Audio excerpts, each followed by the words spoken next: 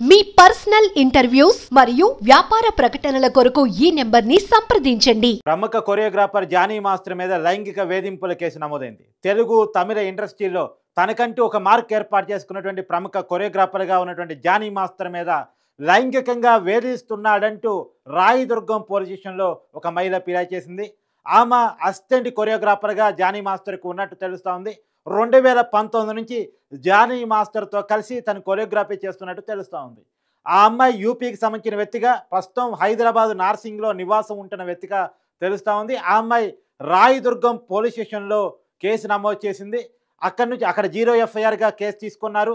Section 376 అత్యాచారం మరియు 506 criminal బెదిరింపు మరియు 323 క్లాజ్ 2N అంటే స్వచ్ఛందంగా గాయపరచటం, ఈ 3 సెక్షన్ల కింద కొరియోగ్రాఫర్ జానీ మాస్టర్ మీద కేసులు నమోదైంది తెలుస్తూ ఉంది. 0 FIRగా నమోదు చేసినటువంటి రాయదుర్గం పోలీస్ స్టేషన్ పోలీసులు వెంటనే ఆ FIRని నార్సింగ్ పోలీసులకు ఫార్వర్డ్ చేసినట్టు తెలుస్తుంది. ఎందుకంటే ఎవరైతే విక్టిమ్ ఉన్నారో తన నార్సింగ్కి సంబంధించిన వ్యక్తి, ఆ అమ్మాయికి సంబంధించిన ఫోటోలు కూడా వచ్చాయి. కానీ సో అత్యాచార బాధితురాన్ని చూపించడం పద్ధతి కాదు కాబట్టి నేను చూపించలేకపోతా ఉన్నాను. సో ఆ అమ్మాయి యూపీకి సంబంధించిన వ్యక్తిగా తెలుస్తూ ఉంది. గతంలో కూడా జానీ మాస్టర్ మీద కొన్ని అభియోగాలు అయితే కొంతమంది లేవనెత్తడం జరిగింది. గతంలో కూడా ఒక కాలేజీ అమ్మాయి మీద దాడి చేశారనేటువంటి అభియోగం మీద 2015లో అతని మీద కేసు నమోదు చేయడం జరిగింది. ఇప్పుడు ఈ అమ్మాయి 2019 నుంచి పరిచయం ఉన్నట్టు తెలుస్తూ ఉంది. ఈ అమ్మాయి చెప్పేదాని ప్రకారం, ఈ విక్టిమ్ చెప్పేదాని ప్రకారం కావాలని లైంగికంగా నన్ను వేధించాడు. హైదరాబాదు, ముంబై, చెన్నై ఎప్పుడైతే అవుట్డోర్ షూటింగ్లు పోతామో అవుట్డోర్ షూటింగ్లకు పోయిన ప్రతిసారి నా మీద లైంగిక వేధింపులకు పాల్పడుతున్నాడు. పైగా గాయపరిచాడు, కావాలని బెదిరిస్తూ ఉన్నాడు. కొరియోగ్రాఫర్ సంఘం ప్రెసిడెంట్గా కూడా ఉన్నటువంటి జానీ మాస్టర్ ఆ పదవిని దుర్వినియోగం చేస్తూ, అవకాశాలు తనకి రాకుండా చేస్తూ కావాలని తన మీద హింసకి పాల్పడుతున్నాడు. తన ఇంటికి కూడా వచ్చి తనని గాయపరిచే ప్రయత్నం చేశాడు అని ఆ అమ్మాయి తన కంప్లైంట్ అయితే పేర్కొనడం జరిగింది. అయితే వాస్తవంగా ఇది జానీ మాస్టర్ దీంట్లో ఉన్నాడు కాబట్టి, అతను సెలబ్రిటీ కాబట్టి సహజంగా వచ్చేది. కానీ లైంగిక వేధింపుల కేసులు ఈ మధ్యకాలంలో విపరీతంగా పెరిగిపోవటం మనం చూస్తూ ఉన్నాం. ప్రముఖ కొరియోగ్రాఫర్లు ఒక స్థానంలో ఉన్నటువంటి ప్రముఖుల మీద కూడా ఇలాంటి అభియోగాలు రావటం అనేటువంటిది నిజంగా బాధాకరం.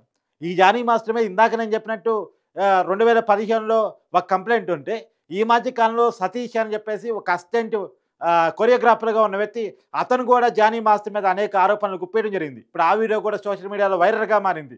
కావాలని వేధిస్తాడని, మానసికంగా ఇబ్బంది పెడతాడని, అమ్మాయిల మీద వేధింపులకు గురి చేస్తాడని, ఇలా అనేక వాదనని సతీష్ అనేటువంటి అసిస్టెంట్ కొరియోగ్రాఫర్ గతంలో ముందు పెట్టాడు. కాకపోతే అతను ముందు పెట్టిన దానికి డైరెక్ట్గా ఒక ఉమెన్ ఇచ్చి కంప్లైంట్ ఇచ్చిన దానికి తేడా అయితే ఉంటుంది. అయితే ఇక్కడ మనకు అంతున్న సమాచారం ప్రకారం ఇంకా విషయాలు తెలవాల్సి ఉంది. కానీ ఈ అమ్మాయి గతంలోనే కంప్లైంట్ ఇవ్వడానికి సిద్ధపడితే రాజీ మార్గం జరిగినట్టు, కానీ మరి రాజీలో ఎక్కడ బెడిసి కొట్టింది ఏంటి అనేది ఇంకా తెలవాల్సి ఉంది. ఇప్పటికి వంతున్న సమాచారం మేరకు మాత్రం ఈ వార్తలు అందిస్తూ ఉన్నాం. రాబోయే కాలంలో ఇంకా పూర్తి వివరాలు మీకు అందించాల్సినటువంటి అవసరం అయితే కనపడతా ఉంది. వాస్తవం జానీ మాస్టర్కి చాలా మంచి పేరు కొరియోగ్రాఫర్గా అయితే ఉంది. తను ప్రముఖంగా తెలుగు తమిళ ఇండస్ట్రీలో తనకంటూ ఒక మార్కుని ముద్రని వేసుకున్నారు. కాకపోతే అతని ఇంటెన్షన్ ఏదైతే ఉందో అవి విమర్శలకి గురవుతున్న పరిస్థితే ఉంది. వాస్తవంగా ఏంటంటే ఖచ్చితంగా ఇండస్ట్రీలో ఉన్నప్పుడు అమ్మాయిల పట్ల బాధ్యతగా ఉండాలి. పని ప్రదేశాల్లో లైంగిక వేధింపుల్ని సమర్థించాల్సిన అవసరం లేదు. ఈ మధ్యకాలంలో దాని మీద దేశవ్యాప్తంగా కూడా చాలా పెద్ద చర్చ నడుస్తుంది.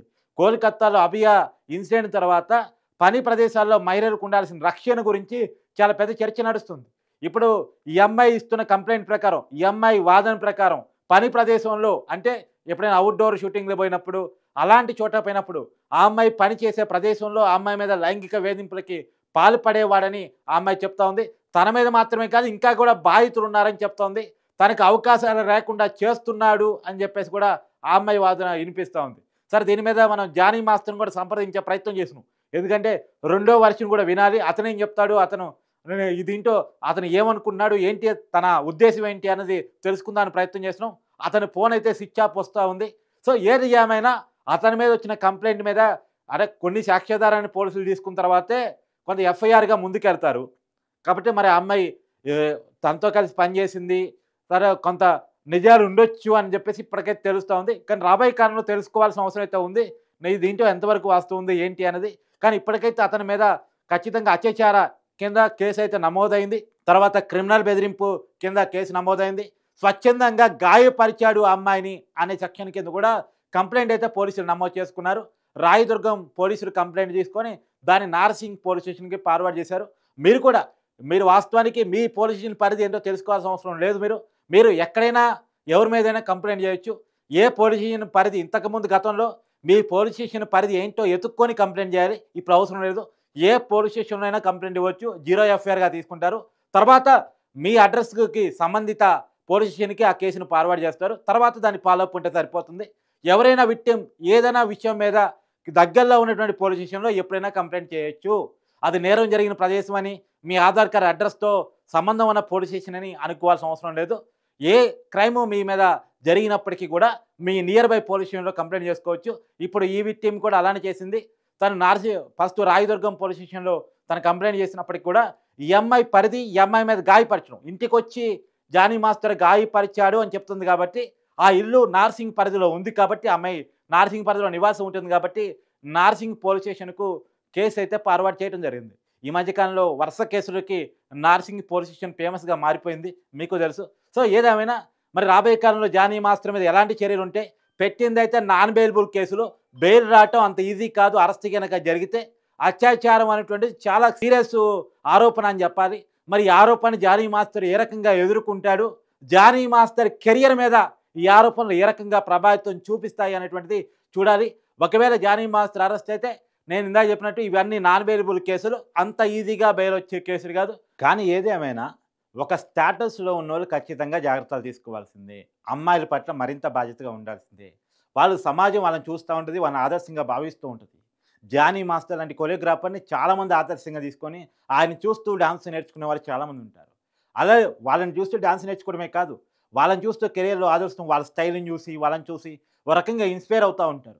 కాబట్టి సమాజంలో ఒక ప్రొఫైల్ మనకు వచ్చిన తర్వాత, ఒక సెలబ్రిటీ హోదా వచ్చిన తర్వాత దాన్ని బాధ్యతగా తీసుకోవాలి. ఖచ్చితంగా దాన్ని బాధ్యతగా తీసుకోవాలి. అమ్మాయిల పట్ల ప్రత్యేకంగా జాగ్రత్తగా ఉండాలి, బాధ్యతగా ఉండాలి. మరి ఎందుకు ఒక స్థాయిలో ఉన్న వాళ్ళ మీద ఈ మధ్యకాలంలో వరుస ఆరోపణలు, మలయాళ ఇండస్ట్రీలో చాలా పెద్ద పెద్ద వాళ్ళ మీద ఆరోపణలు వచ్చాయి. చివరికి దాని మీద హేమా కమిటీ కూడా రిపోర్టు అంతా కూడా సంచలనంగా మారిన విషయం తెలుసు. తర్వాత అనేక ఆరోపణలు తమిళ ఇండస్ట్రీలో వచ్చాయి.